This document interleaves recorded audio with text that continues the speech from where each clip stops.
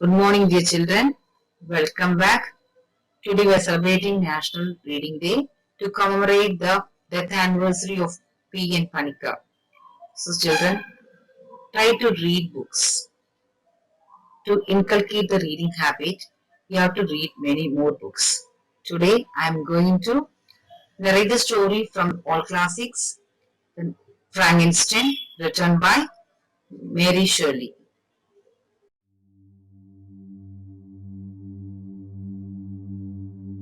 The novel begins with explorer Robert Walton looking for a new passage from Russia to the Pacific Ocean via the Arctic Ocean. After weeks at sea, the crew of Walton's ship finds an emaciated man, Victor Frankenstein, floating on an ice floe near death. In Walton's series of letters to his sister in England, he retells Victor's tragic story.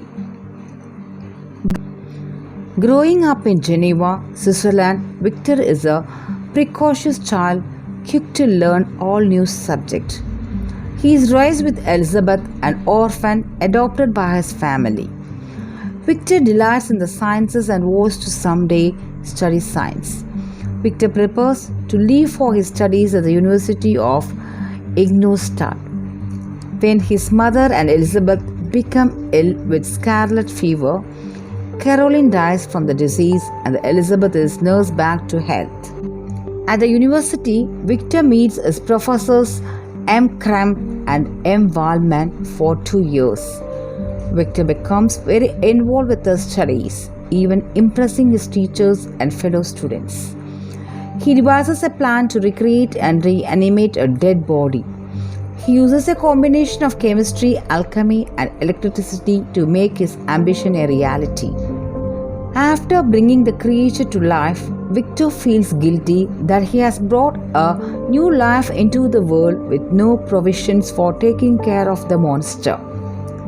He runs away in fear and disgust from his creation and his consciousness. The monster wanders the countryside while Victor seeks solace in a tavern near the university. Henry Clerval appears to save Victor and restore him to health. Alphonse writes to Victor telling him to come home immediately since an unknown assailant murdered his youngest brother.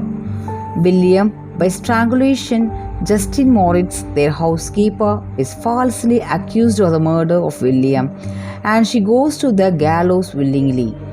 Victor knows who the killer is but cannot tell his family or the police. He journeys out to Geneva to refresh his tortured soul and visit Montalbert when he sees the monster coming to confront his maker with the proposition, "Make me a mate of my own." Victor refuses and the monster asks that his part of the story be heard. The pair retreats to a small hut on the mountain where the monster tells his story. The monster has taught himself to read and understand languages so that he can follow the lives of his adopted family, the De Las. While the monster wanders the woods, he comes upon a jacket with a notebook and letters that were lost by Victor. From the notes, the monster learns of his creation.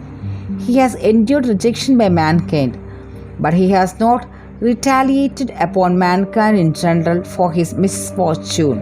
Instead, he has decided to take revenge on his creator's family to avenge the injury and sorrow he endures from others. Victor refuses to make a second monster, but is convinced when the monster assures Victor that he will leave Europe and move to South America. Victor agrees to begin work on a second creation and makes plans to go to England and Scotland with Henry Clerval to begin his secret work. Before he leaves Geneva, Victor agrees to marry Elizabeth immediately upon his return from the British Isles. Victor takes up residence in the Orkney Islands off the coast of Scotland. Victor destroys his project and goes out to sea to dispose of the remains. The monster vows revenge on Victor, not upholding his end of the bargain.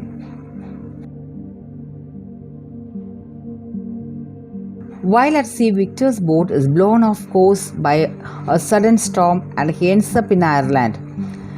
Henry Clover's body has washed upon the shores of Ireland and Victor is set to stand trial for murder. Fortunately, Mr. Kerwin, a local magistrate, intercedes on Victor's behalf and pleads his case before a court, which then finds Victor innocent of the crime. Victor is miserable, knowing he has caused the deaths of so many, but recovers enough to finalize the plans for his marriage to Elizabeth. Victor now wants revenge and chases the monster through Europe and Russia. Victor nearly catches the monster near the Arctic Circle when Robert Walton discovers him. Victor, now near death, is taken aboard Walton's ship to recover from exhaustion and exposure.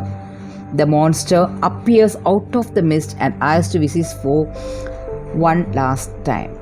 The monster enters the cabin of the ship and tells Walton his side of the story. Victor dies and the monster tells Walton that he will burn his own funeral pyre. The monster then disappears in the waves and darkness, never to be seen again. Thank you, children. I hope the story is quite interesting. See you in the next module.